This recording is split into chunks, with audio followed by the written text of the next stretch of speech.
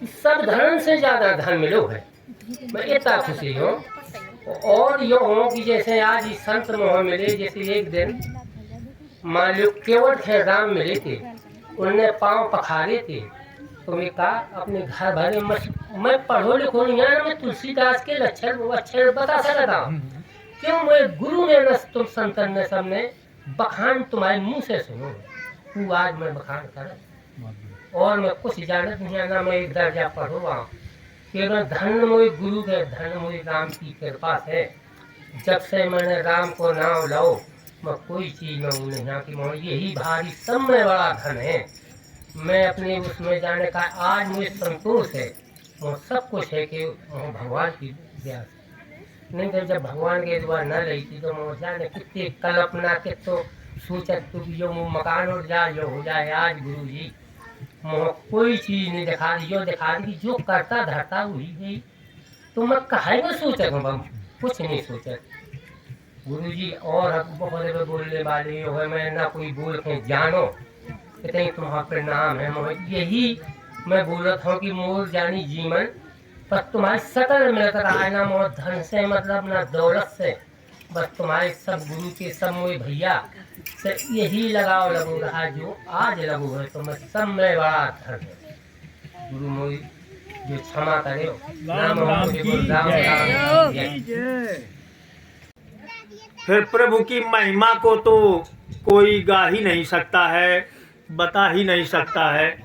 जैसे आकाश में तारागण कोई गिन नहीं सकता, उनकी संख्या अनगिनत मानी जाती है, ऐसे ही प्रभु के नाम की महिमा को हम नहीं जान सकते हैं, केवल उतना ही जान सकते हैं जितना प्रभु जनाएं।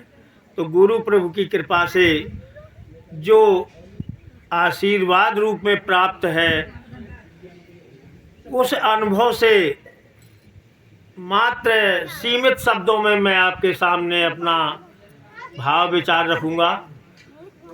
आप लोगों का आशीर्वाद प्राप्त हो, ये हमारे ऊपर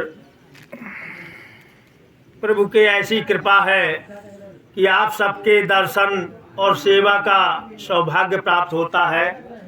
आपके बीच में ही आपके गांव के संत राम बोड़ा राम जी, इन पर इनके भाव पर पता नहीं कहाँ प्रभु की रीझ गए, निमित्त बना करके आपके यहाँ तक राम नाम की बढ़त आई और इन्होंने राम राम राम राम राम जपा।